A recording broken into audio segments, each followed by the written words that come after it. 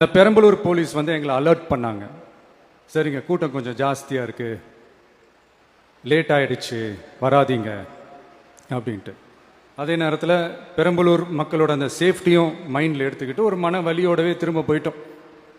அதுக்கப்புறம் பெரம்பலூர் தொகுதி மக்களுக்கு மன்னிப்பும் கேட்டோம். அதே மாதிரி நாமக்கல் அந்த மீட்டிங் முடிச்சுட்டு கரூர் வரும்போது அந்த கரூர் போலீஸ் எங்களை அலர்ட் பண்ணியிருக்கலாம்ல. சரிங்க, எதிர்பார்த்ததை விட கொஞ்சம் கூட்டம் அதிகமாக இருக்குது, கண்ட்ரோல் பண்ண முடியல, வராதிங்க.